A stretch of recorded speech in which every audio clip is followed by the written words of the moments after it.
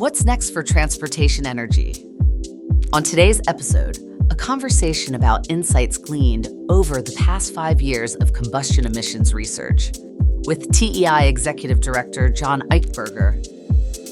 Transportation Energy Institute just released this new report, which is really looking at 5 years of research and publications from 2000 to 2025 that we published that look at how you reduce emissions from the combustion engine market. And the genesis was we publish these papers, we put them out there, we do videos like this, we do press releases, we do infographics, and then we publish another paper and we focus on that paper.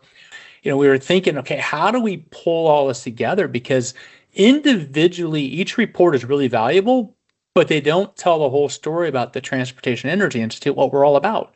And so, this is kind of the basis. We pulled these 9 papers that were published over 5 years that we thought were most relevant to how you reduce emissions from combustion vehicles.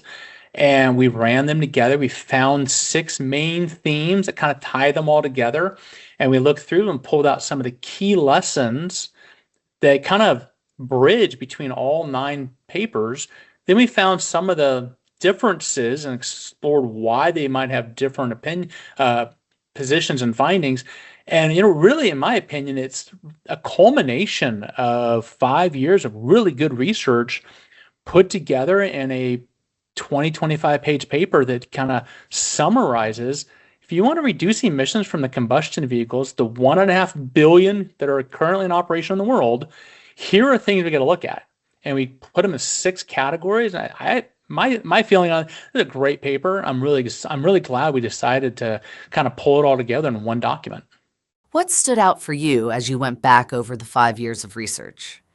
What was really cool to me when we were going through this is one of my favorite papers we actually published in 2020. It was the impact of transportation-related environmental initiatives. And that was the process alone, we were having 1.5 to 2 hour calls with the researchers every week for about 6 months and learning, what did you learn? And did you ask this, did you ask that? And really, it was one of those collaborative approaches with the research firm that I found so rewarding. And the paper came out and analyzed 14 different initiatives that had been implemented or proposed throughout the world to reduce emissions from transportation, and looked at scope, impact, feasibility, and all that stuff. And from that, really, that kind of got us on this path to, okay, we need to dive deeper into some of this. Then we did our life cycle and comparative analysis, looking at battery electric vehicles versus combustion engines. So we have a baseline of comparison. We go, okay, well, we looked at light duty. Now we got to think about medium heavy duty. How are we going to deal with that? That's a whole different animal. If you look at the 9 papers, they kind of build off one another. And when we did this, it wasn't really planned out like that.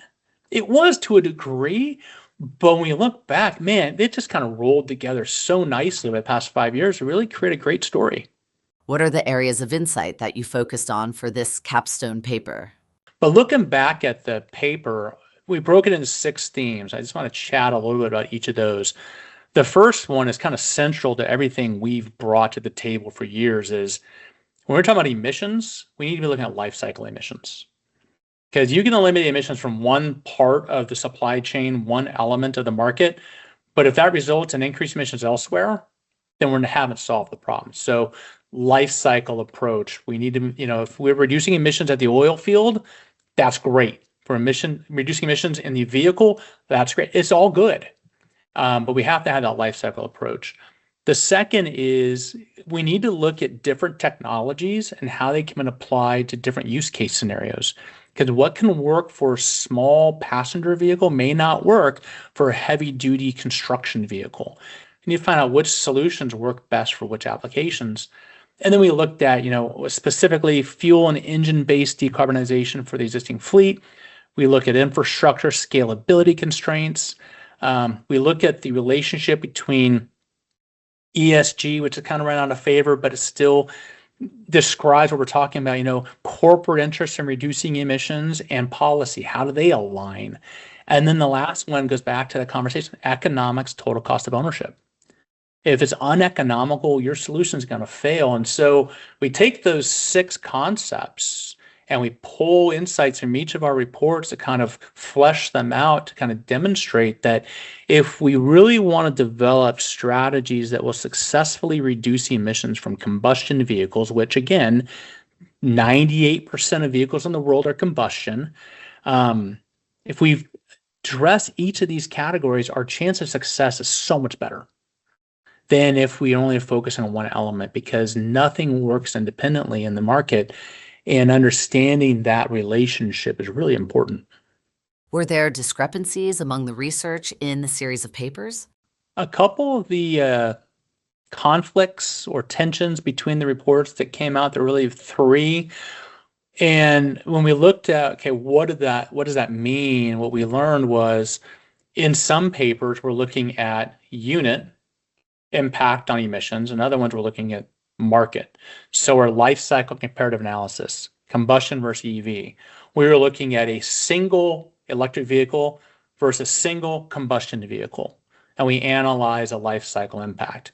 We have another paper that looks at how do we amplify emissions reductions across the market. And in that respect, you go, okay, by reducing carbon intensity of liquid fuels, you're going to have a superior impact on overall emissions than waiting for electric vehicles to take market share.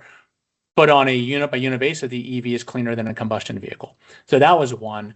And then the other one really came down to perspective. We had a paper that looked at how do we decarbonize combustion vehicles, and one of the results was e-fuels. Synthetic fuels have a huge opportunity. They're really a promising technology.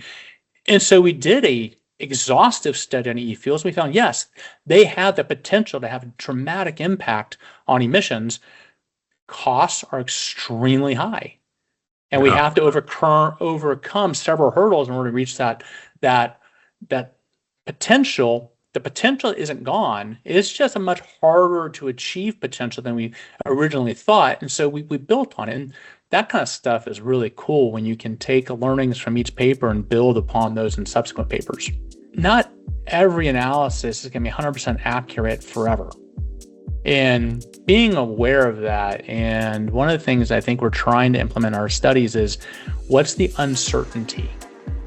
Our goal is to help decision makers make informed decisions.